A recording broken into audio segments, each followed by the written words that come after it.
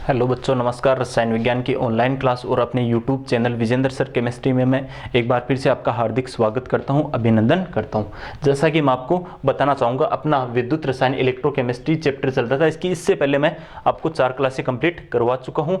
आज अपन इसकी 5th class के बारे में बात करेंगे। इससे पहले मैंने आपको equivalent conductance and molar conductance के बारे में पढ़ा चुका हूँ।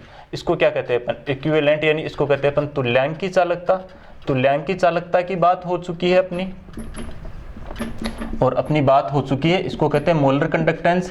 ये इसकी क्या है? मोलर चालकता। इन दोनों के बारे में आपको बता चुका हूं। किसे कहेंगे तुल्यांकी चालकता? मान लो 2 इलेक्ट्रोड हैं, इनके बीच की दूरी है 1 सेंटीमीटर और इनके अनुप्रस्थ काट का क्षेत्रफल 1 सेंटीमीटर स्क्वायर है। अब इसमें जो विलयन है, यदि इसमें विद्युत अपघटय का 1 ग्राम तुल्यांक घुला हुआ है, क्या घुला हुआ है? 1 ग्राम तुल्यांक घुला हुआ है, तो जो समस्त आयनों द्वारा उत्पन्न चालकता होगी वो चालकता क्या होगी? तुल्यांकी चालकता। यदि इसमें विद्युत अपघटय का 1 मोल घुला हुआ होगा तो समस्त आयनों द्वारा उत्पन्न चालकता क्या होगी? मोलर चालकता। तो मैंने कहा था, ये 1 घनसेमी या 1 ml विलयन की जो चालकत्व होती है वो क्या कहलाती है? विशिष्ट चालकत्व। तो ये 1 घनसेमी अथवा 1 ml तो है, तो ये तुल्यांकी चालकता बराबर क्या हो गई? विशिष्ट चालकत्व कप्पा गुणा वह आयतन जिसमें विद्युत अपघटय का 1 ग्राम तुल्यांक घुला हुआ है। और ये कैसी होगी थी? लैम्डा m बराबर किसके बराबर होगी? विशिष्ट चालकत्व तो होगा ही होगा, गुणा वह आयतन जिसमें विद्युत अपघटय का 1 मोल घुला हुआ है। फिर मैंने बताया था लैम्डा इक्विवेलेंट बराबर गुणा 1000 बट्टे सी, या फिर इसमें क्या लिखते हैं अपन? नॉर्मली लिख देते हैं कंसंट्रेशन सांद्रता की जगह। यहाँ पर लैम्डा m बराबर कप्पा गुणा 1000 बट्टे m या मोलर चालकता ये लिख देते हैं। फिर इनकी बात करते हैं अपन यूनिट की। क्या होती है इसकी यूनिट? लिख सकते हैं अपन ओम इनवर्स सेमी स्क्वायर और ये तुल्यांक इनवर्स। और ऐसा यूनिट क्या हो जाएगी इसकी? सीमेंस, और यहाँ पर लिखेंगे मीटर स्क्वायर और ये तुल्यांक इनवर्स। ये क्या है इसकी? ऐसा यूनिट। इसकी यूनिट क्या हो जाएगी इसकी? वही ओम इनवर्स सेमी स्क्वायर और ये मोल इनवर्स। या फिर इसकी ऐसा यूनिट की बात करें तो क्या लिखेंगे? सीमेंस और ये मीटर स्क्वायर और ये मोल इनवर्स। ये बातें मैं आपको बता चुका हूं। अब देखो, अपन देखेंगे संबंध। किस किस में संबंध देखेंगे? यहां पर अपन संबंध देखेंगे किस किस में? तुल्यांकी चालकता और विशिष्ट चालकत्व में। किस में संबंध देख रहे हैं? तुल्यांकी चालकता और विशिष्ट चालकत्व में। ध्यान रखना, देखो ये जो विलयन है वो क्या है? 1 घनसेमी या 1 ml, 1 ml अथवा 1 घनसेमी विलयन का चालकत्व है। इस विलयन का जो चालकत्व होगा वो क्या कहलाता है? विशिष्ट चालकत्व कहलाता है। विशिष्ट चालकत्व। और ये कप्पा, और ये किसके बराबर है? यहाँ पर ये किसके बराबर है? ये तुल्यांकी चालकता के बराबर है। ये मैंने यहाँ पर आपको रिलेशन बताया है। क्लियर है बात? तो ये ऐसे कहा मैंने आपको कि ऐसी स्थिति में जो चालकत्व होगा वो क्या होगा? विशिष्ट चालकत्व। और विशिष्ट चालकत्व किसके बराबर होगा? तुल्यांकी चालकता के बराबर। यानी सभी तुल्यांकी चालकताएं ये भी होती है और सभी ये भी होती है, लेकिन जरूरी नहीं सभी ये हो और सभी ये हो। क्लियर हुई बात? यानी विशिष्ट ये तुल्यांकी चालकता तो कब कहेंगे? जब विद्युत अपघटय का 1 मोल, विद्युत अपघटय का 1 ग्राम तुल्यांक किसमें? VmL आयतन में घुला हुआ हो, उस समय उसको क्या कहेंगे? तुल्यांकी चालकता। अगर उस विलयन का आयतन 1 ml होगा तो वो क्या हो जाएगी? विशिष्ट चालकत्व, या इसको कहेंगे विशिष्ट चालकत्व। चालकता भी विशिष्ट चालकत्व का ही दूसरा नाम क्या है? इसी को अपन क्या कहते हैं? चालकता कहते हैं। और ऐसे विलयन का जो चालकत्व है वो क्या कहलाएगा, विशिष्ट चालकत्व है, और ये किसके बराबर होगा, तुल्यांकी चालकता के बराबर। ऐसे ही यहां पर भी रिलेशन क्या हो जाएगा, वही आपको पता है, यानी दो इलेक्ट्रोड है, अनुप्रस्थ काट का क्षेत्रफल कितना है, इनके दूरी 1 सेंटीमीटर, अनुप्रस्थ काट का क्षेत्रफल 1 सेंटीमीटर स्क्वायर। अगर ऐसी स्थिति है और इसमें कितना मोल घुला हुआ है, 1 मोल, तो ऐसे विलयन का जो चालकत्व होगा, ऐसे विलयन का जो चालकत्व होगा वो किसके बराबर होगा, वह विशिष्ट चालकत्व के बराबर होगा, विशिष्ट चालकत्व के बराबर होगा। और वो विशिष्ट चालकता किसके बराबर होगी, वो मोलर चालकता के क्या होगी, बराबर होगी। यानी इनमें आप देख रहे हो 1 ml में विद्युत अपघटन का 1 मोल घुला हुआ है, 1 ml में विद्युत अपघटन का क्या घुला हुआ है, 1 मोल घुला हुआ है। तो 1 ml में 1 मोल घोलना संभव नहीं होता है, इसलिए अपन किस में घोल लेते हैं, 100 ml में घोल लेते हैं। किस में घोल लेते हैं, 1 ml के स्थान पर अपन कितने में घोल लेते हैं, 100 ml में अपन घोल लेते हैं। तो इसको ऐसे लिख सकते हैं अपन, लैम्डा m बराबर चालकत्व गुणा, ये आयतन कितना ले लिया, 1 ml के स्थान पर, ये सॉरी विशिष्ट चालकत्व, कौन सा चालकत्व होगा, कप्पा इंटू ये क्या ले लिया मैंने, 100 ले लिया। विलयन का आयतन यहाँ पर कितना ले लिया मैंने, 100 ले लिया, क्योंकि 1 ml में 1 मोल विद्युत अपघटन नहीं घुलता है। इसी प्रकार ये क्या हो जाएगी यहाँ पर, लैम्डा EQ बराबर ये कप्पा गुणा 100, आयतन क्या ले लिया अपन ने, 100 ले लिया। ये इनमें संबंध है, देखो इस स्थिति में ये इसके बराबर और ये इसके बराबर, इस स्थिति में ये इसके बराबर और ये इसके बराबर। क्लियर हुई सभी को ये चीजें, ये मैंने रिलेशन बताया तुल्यांकी चालकता और विशिष्ट चालकत्व में। किसमें रिलेशन बताया, तुल्यांकी चालकता और विशिष्ट चालकत्व में। तो ये था रिलेशन। और फिर इसके बाद में कौन सा रिलेशन आपको बताया मैंने, मोलर चालकता और विशिष्ट चालकता में भी रिलेशन बता दिया। 1 मिनट, और कौन सी चालकता, सॉरी मोलर चालकता और ये जो आपकी विशिष्ट चालकता था, विशिष्ट चालकता है जिसको अपन चालकता कहते हैं, उसमें भी आपको मैं रिलेशन बता चुका हूं। तो मेरी तरफ से मोलर चालकता और तुल्यांकी चालकताएं आपकी क्या हो चुकी है, कंप्लीट हो चुकी है। क्लियर है, ये संबंध लास्ट में मैंने बता ही दिया। जब 1 ही ml होगा, 1 ml आयतन होगा, तो ये किसके बराबर, इसका ये चालकत्व के बराबर। फिर मैंने कह दिया 1 ml में घोलना संभव नहीं है, तो कितना ले लेते हैं, 100 ml ले लेते हैं। ये चीज यहाँ पर क्या रहनी चाहिए, आपको सभी को क्लियर रहनी चाहिए। अब अपन अध्ययन करेंगे इन पर तनुता के प्रभाव का, या फिर एक बार में थोड़ा सा इनका मापन, जो चालकताएं होती हैं उनका मापन, इनका मापन।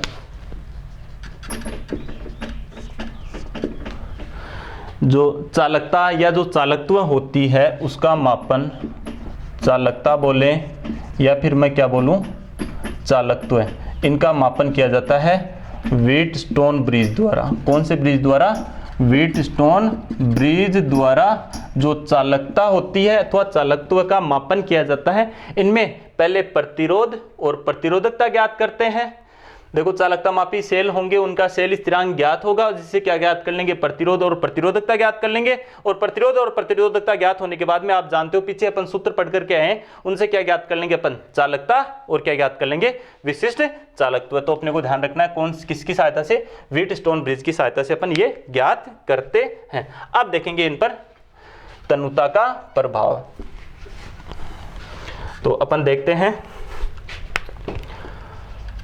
चालकत्व, चालकता, इस चालकता को ही क्या कहते हैं अपन, विशिष्ट चालकता, विशिष्ट चालकत्व।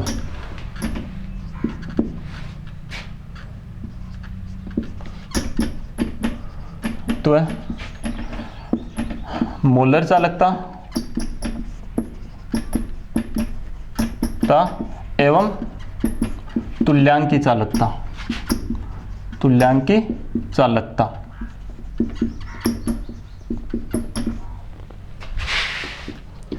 पर तनुता का प्रभाव, यानी इनके ऊपर तनुता का क्या प्रभाव रहता है। देखो आप जानते हो चालकत्व है, पर हाँ मैं बता रहा हूं इनके बारे में। चालकत्व है, चालकत्व और तनुता क्या रहती है? चालकत्व C समानुपाती तनुता।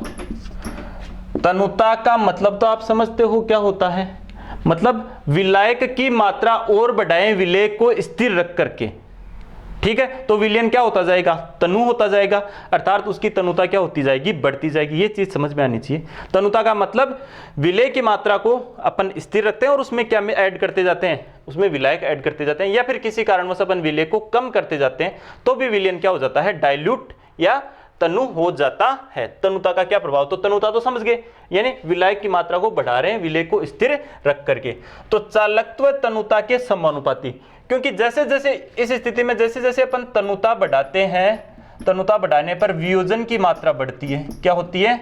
वियोजन की मात्रा बढ़ती है। तो तनुता बढ़ाने पर वियोजन की मात्रा बढ़ने के कारण चालकत्व के मान में क्या होगी? वृद्धि होगी। जैसे वियोजन की मात्रा, जैसे एक आयन था, तनुता जैसे मान लो पहले 100 आयन थे, टोटल आयन 100 थे, 100 अणु थे, मान लो 100 यौगिक थे, और पहले एक तनुता थी, उस पर ये 50 क्या हो रहे थे? आयनित हो रहे थे। फिर अपन ने तनुता बढ़ाई, तनुता क्या करी? बढ़ाई, तो कितने हो गए? 60। तनुता और बढ़ाने पर 70। तो 60 आयनित होंगे तो 120 बनाएंगे, 1 से 2 बनते हैं तो 70 होने पर 140, यानी तनुता बढ़ाने पर वियोजन की मात्रा क्या हो रही है? यहाँ पर बढ़ रही है, जिसके कारण आयनों की संख्या जिससे क्या होती है? जिससे आयनों की संख्या क्या होती है? बढ़ती है। और आयनों की संख्या बढ़ी तो ये आयन ही तो विपरीत आवेशित इलेक्ट्रोडों की ओर क्या ले जाते हैं? धारा ले जाते हैं। अतः जिसके कारण क्या होगा? धारा का मान या चालकत्व का मान क्या होगा? बढ़ेगा। क्लियर हुई ये बात? अब मैं बात करता हूं चालकता। चालकता बोले या फिर क्या बोले? विशिष्ट चालकत्व है। तनुता का इन पर क्या प्रभाव होगा? ये तनुता के क्या होती है? व्युत्क्रमानुपाती होती है। आप बताओ, जैसे चालकत्व क्या होती है? एक घनसेमी विलयन का चालकत्व है, या फिर मैं कहूं 1 ml विलयन का चालकत्व ही क्या कहलाता है? विशिष्ट चालकत्व या चालकता कहलाता है। अब आप एक बात बताओ, 1 ml में जैसे ये था, पहले कितना था? 1 ml। अब अपन ने 1 ml और मिला दे। पहले 1 ml में 2 आयन थे। कितने आयन थे? 2 आयन। अब अपन ने 1 ml, तो प्रति 2 आयन है, प्रति ml 2 आयन है, प्रति ml कितने आयन है? 2 आयन। अब अपन ने 1 में ml और ऐड कर दिया तो कितना हो गया? 2 ml। अब आयन तो कितने हैं? 2 आयन है, तो प्रति ml कितने हुए? प्रति ml 1 आयन ही रहा। क्या प्रति ml कितना आयन रहा? 1 ही रहा। तो इसका मतलब प्रति ml की ही होती है तो या प्रति घनसेमी की होती है?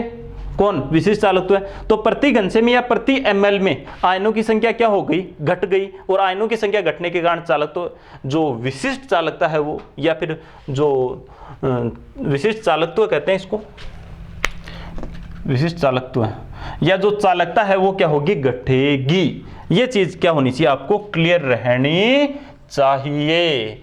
क्या रहनी चाहिए?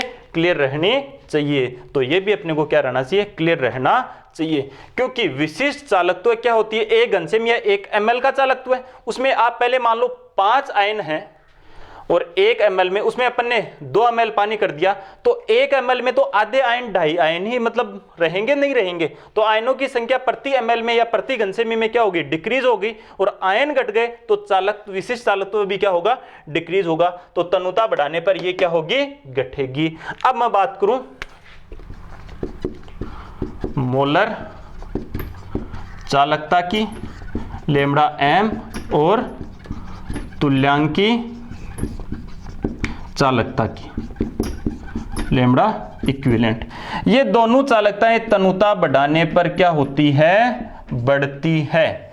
ये दोनों चालकताएं तनुता बढ़ाने पर क्या होती है? बढ़ती है। क्योंकि तनुता बढ़ाने पर इनके वियोजन की मात्रा बढ़ती है। वियोजन की मात्रा बढ़ने का मतलब आयनों की संख्या बढ़ गई, और आयनों की संख्या बढ़ने पर चालकता के मानों में, इन दोनों चालकताओं के मानों में क्या हो जाती है? वृद्धि। अब आगे ध्यान रखना, जहां पर मोलर चालकता बढ़ेगी वहां पर तुल्यांक की चालकता भी बढ़ेगी, जहां पर तुल्यांक की चालकता बढ़ेगी वहां पर मोलर चालकता भी बढ़ेगी। अब मैं मोलर चालकता की ही बात करूंगा आगे, तो वे फैक्टर जो मोलर चालकता पर लागू होंगे वो सभी तुल्यांक की चालकता पर भी लागू होंगे, तुल्यांक की चालकता पर भी क्या होंगे, अप्लाई होंगे। तो ये बिंदु सबका क्लियर हुआ। आज की क्लास में मैंने यही बताया, चालकता और चालकत्व का मापन व्हीटस्टोन ब्रिज द्वारा करा जाता है। कैसे करते हैं, प्रतिरोध और प्रतिरोधकता का मापन करते हैं, शैल स्थिरांक ज्ञात करके क्या ज्ञात कर ली जाती है, चालकता और चालकत्व ज्ञात कर लेते हैं। दूसरा मैंने बताया तनुता का प्रभाव, तो चालकत्व तनुता बढ़ाने पर क्या होता है, बढ़ता है। विशिष्ट चालकत्व या चालकता तनुता बढ़ाने पर घटता है। मोलर चालकता और तुल्यांक की चालकताएं तनुता बढ़ाने पर क्या होती है, बढ़ती है। क्लियर है ये सभी को। अब अपन आगे बात करते हैं विद्युत अपघटनों की चालकताएं। ये था तनुता का प्रभाव।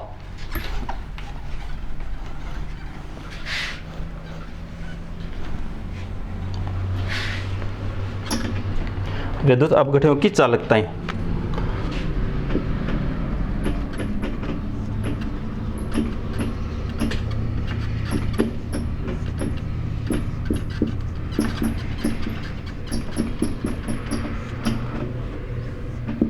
देखो इस आधार पर अपन देखेंगे दो प्रकार के विद्युत अपघटन। कितने प्रकार के, दो प्रकार के।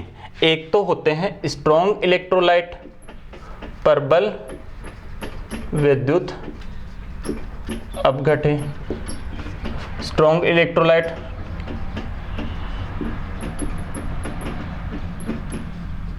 और एक होते हैं दुर्बल विद्युत अपघटन। इसको अपन क्या कहते हैं, वीक इलेक्ट्रोलाइट। अब अभी अपन ने बात करी कि मोलर चालकता और तुल्यांक की चालकता, दोनों चालकताएं तनुता बढ़ाने पर क्या होती है, बढ़ती है। ये दोनों तनुता बढ़ाने पर क्या होती है, इंक्रीज होती है, या फिर मैं कहूं क्या होती है, दोनों बढ़ती है। क्यों बढ़ती है, क्योंकि वियोजन की मात्रा बढ़ती है। वियोजन या फिर मैं कहूं आयनन की मात्रा, जैसे आयनों की संख्या क्या होती है, आयनों की संख्या बढ़ेगी और विद्युत धारा ले जाने वाले आयन बढ़ गए। इसका मतलब इन चालकताओं के मानों में क्या होगी, वृद्धि होगी। यह चीज मैं आपको पहले बता चुका हूं। अब देखो विद्युत अपघटनों की चालकता, विद्युत अपघटन यहां पर मैंने दो टाइप के लिख दिए, और यहां पर मोलर चालकता और तुल्यांक की चालकता की अपन बात करेंगे। और अपन ने यह भी पढ़ लिया मोलर चालकता तुल्यांक की चालकताएं तनुता बढ़ाने पर बढ़ती है, क्योंकि वियोजन की मात्रा, आयनन की मात्रा बढ़ने से आयनों की संख्या बढ़ती है। तो आयन बढ़ गए तो विद्युत धारा ले जाने वाले आयन ही है, इनकी संख्या ऑब्वियसली बढ़ेगी। तो चालकता दोनों कौन कौन सी, लैम्डा एम और लैम्डा इक्विवेलेंट, दोनों बढ़ेगी। क्लियर है ये चीज। अब मैंने कहा देखो यहां पर ये प्रबल विद्युत अपघटन है और ये दुर्बल विद्युत अपघटन। ये विद्युत अपघटन कौन से होंगे, वे विद्युत अपघटन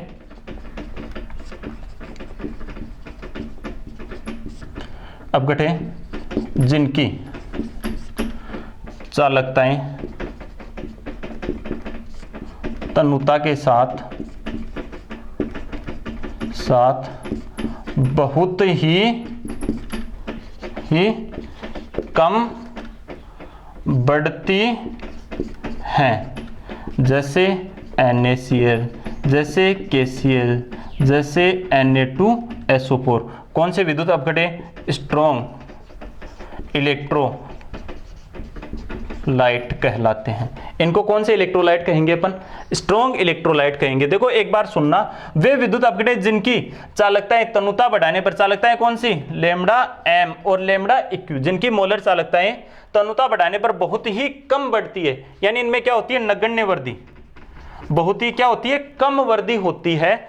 ऐसी चालकता के ऐसे जो विद्युत अपघटन जो पदार्थ हैं वो क्या कहलाते हैं, प्रबल विद्युत अपघटन। अब देखो वे विद्युत अपघटन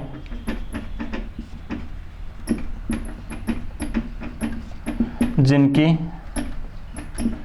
तनुता बढ़ाने पर मोलर चालकता के मानों में वृद्धि अधिक होती है जैसे weak acid, weak base, weak acid और वीक बेस के क्या साल्ट। जैसे वीक एसिड क्या हो सकता है CH3 C+ एसिटिक अम्ल, एसिटिक अम्ल हो सकता है ना weak acid CH3 COOH H2CO3, ये वीक एसिड है या नहीं है। वीक बेस बताया था NH4OH, कैसा एसिड है एल्यूमिनियम हाइड्रोक्साइड। जैसे अमोनियम एसीटेट, ये क्या है वीक एसिड और वीक बेस का साल्ट। अब देखो वे विद्युत अपघटन जिनकी तनुता बढ़ाने पर मोलर चालकता के मानों में वृद्धि क्या होती है अधिक होती है, जैसे दुर्बल अम्ल, दुर्बल क्षार, दुर्बल अम्ल और दुर्बल क्षार के लवण। ऐसे ही तो लिखा ना मैंने, ये समझ तो रहे हो ना, वीक एसिड दुर्बल अम्ल, एसिडिक अम्ल और कार्बोनिक अम्ल दुर्बल अम्ल। पहले दुर्बल विद्युत अपघटन पीछे पढ़ाया था, तब मैंने बताया था आपको, ये दुर्बल क्षार बताया और ये दुर्बल अम्ल और दुर्बल क्षार के लवण, इनको क्या कहते हैं अपन दुर्बल विद्युत अपघटन। अब देखो ये तो बात पहले भी हो चुकी और अब मैंने एक बार फिर से बता दिया। अब बात करते हैं कि क्यों इनकी मोलर चालकता तनुता बढ़ाने पर बहुत कम वृद्धि क्यों होती है, इनमें बहुत अधिक वृद्धि क्यों होती है। देखो जो प्रबल विद्युत अपघटन होते हैं वो प्रत्येक सांद्रता पर 100% आयनित अथवा वियोजित रहते हैं।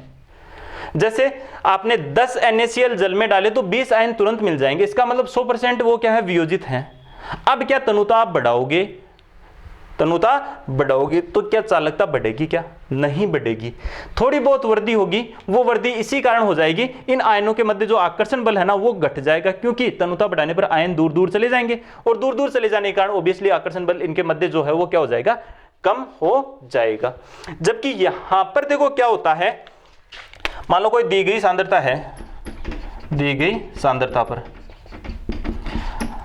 CH3 COOH के मान लो अपन ने 100 लिए थे ऐसे, और ये 10 मान लो 5 वियोजित हो रहे हैं, 5 वियोजित होंगे तो ये 10 आयन देंगे।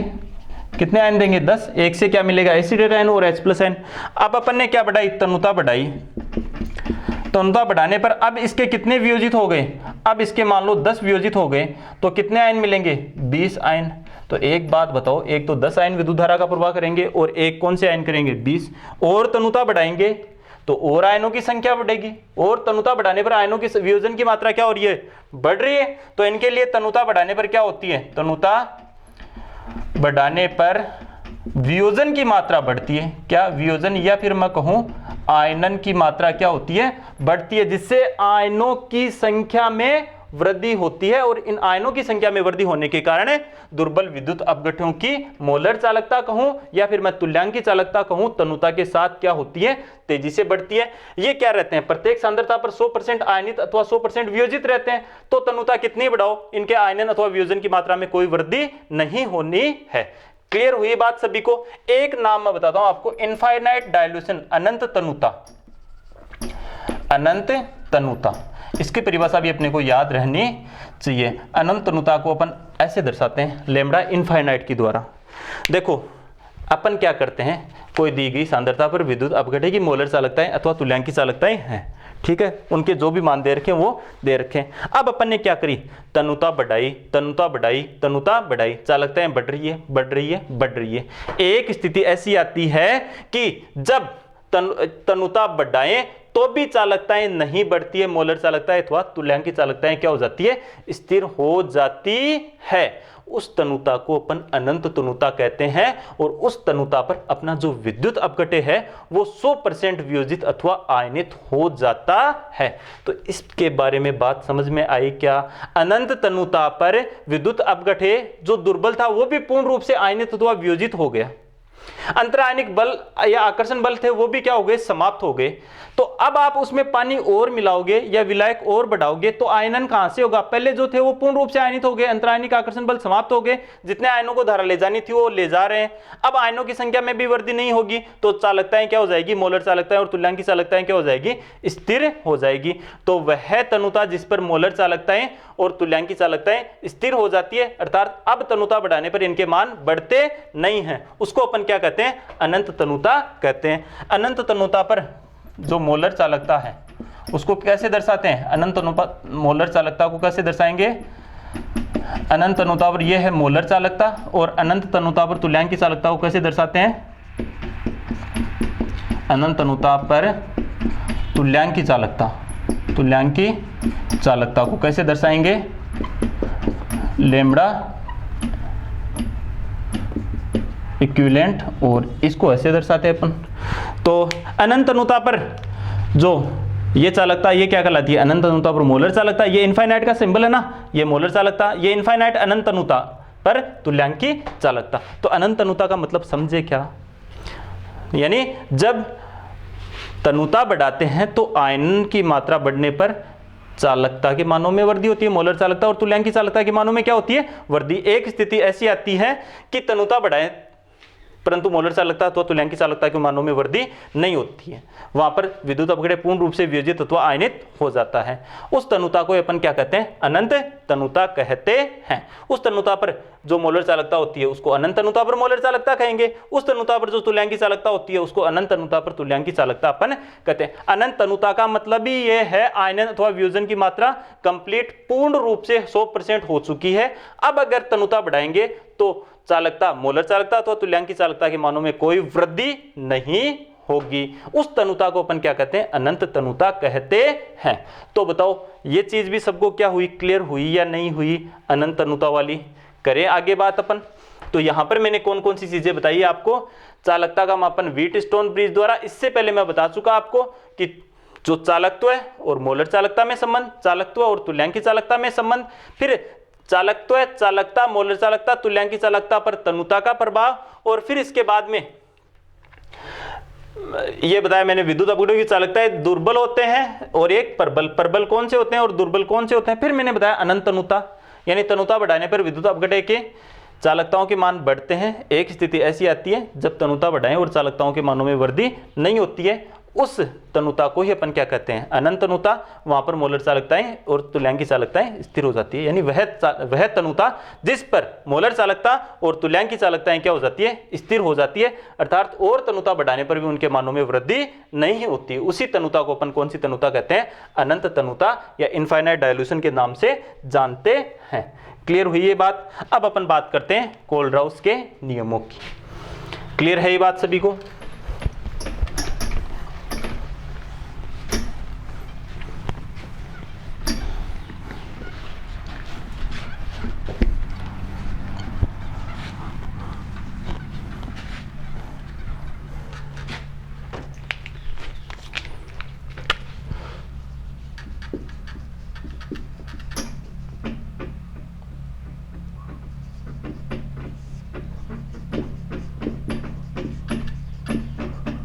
देखो कोलराउस ने क्या किया?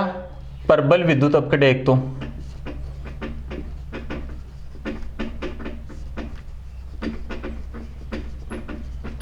अपघटन तथा दुर्बल विद्युत अपघटन।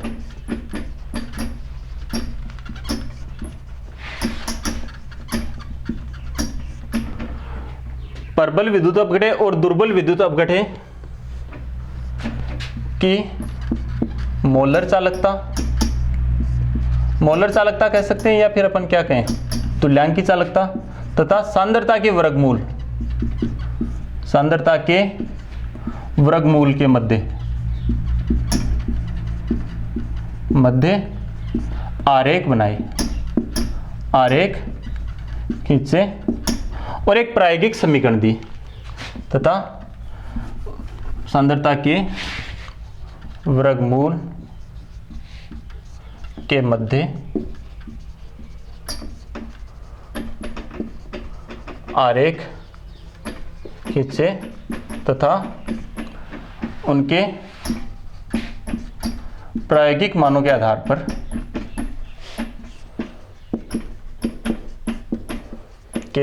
पर एक समीकरण भी दी। उसके बारे में अपने को पढ़ना है। तो देखो उसने कैसे आरेख खींचे प्रबल विद्युत अपघटन और दुर्बल विद्युत अपघटन की मोलर चालकताएं और उनकी सांद्रता के वर्गमूल के मध्य जो आरेख खींचे, उन आरेखों के बारे में अपन देखते हैं और जो समीकरण दिए समीकरण के बारे में भी अपन बात करते हैं।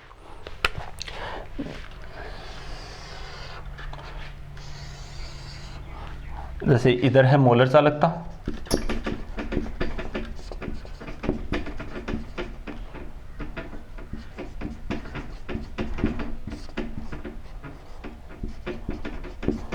और ये है सांद्रता का वर्गमूल। इनके मध्य इन्होंने क्या खींचे, आरेख खींचे, आरेख बनाए इस प्रकार से। अब देखना ये आरेख ऐसे प्राप्त हुई जैसे ये KCl के लिए, जैसे ये NaCl के लिए, जैसे ये Na2SO4 के लिए, ये इनके लिए आरेख है। और जैसे CH3COOH के लिए, इसी प्रकार जैसे मैं बात करूं ये H2C3 या फिर मैं ले लूं NH4OH के लिए, ये आरेख ऐसे प्राप्त हुए। देखो ये तो किसके लिए आरेख है, परबल विद्युत अपघट्य। इनके आरेख कैसे प्राप्त होते हैं, इनके आरेख कैसे प्राप्त हो रहे हैं, रेखीय प्राप्त हो रहे हैं।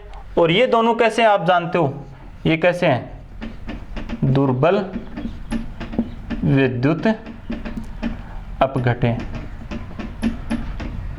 ये दुर्बल विद्युत अपघट्यों के आरेख हैं और ये किसके आरेख हैं, प्रबल विद्युत अपघट्यों के आरेख हैं।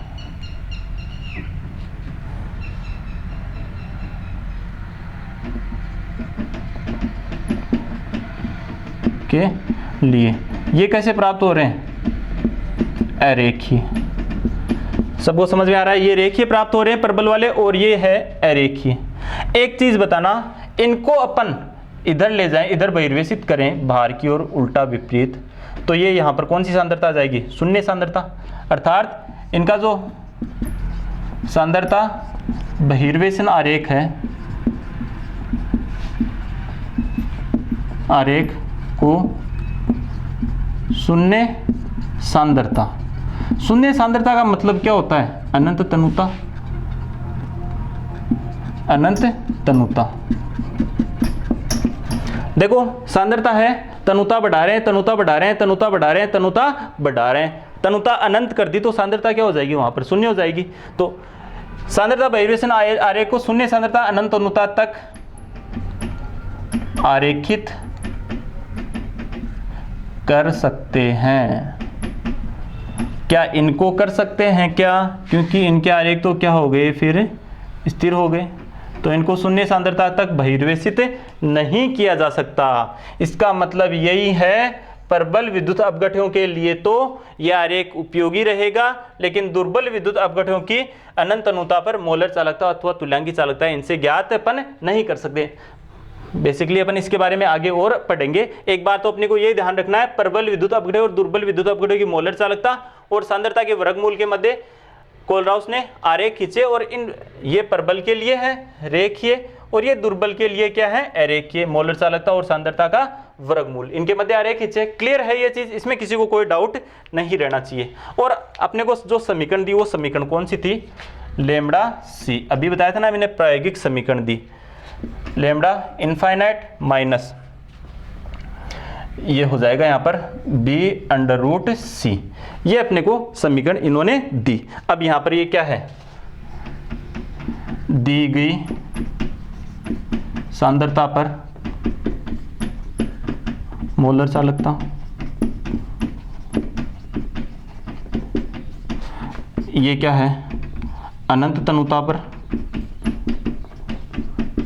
पर मोलर चालकता, बी क्या है, स्थिरांक, और सी क्या है, सांद्रता।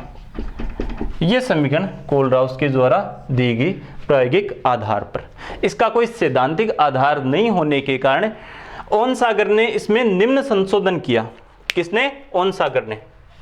इसका कोई सैद्धांतिक आधार नहीं था, तो ओहनसागर ने क्या संशोधित किया, भाई कोलराउस ने समीकरण में ओहनसागर ने निम्न संशोधन कर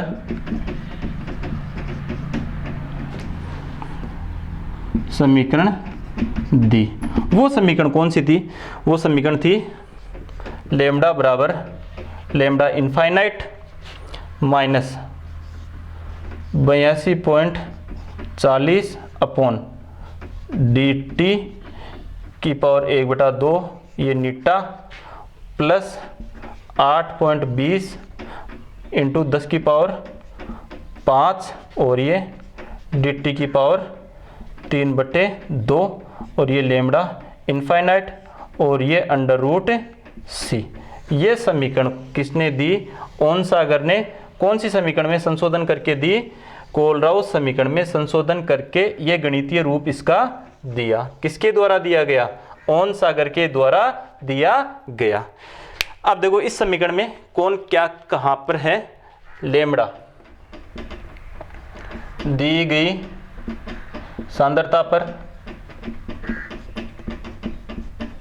मोलर चालकता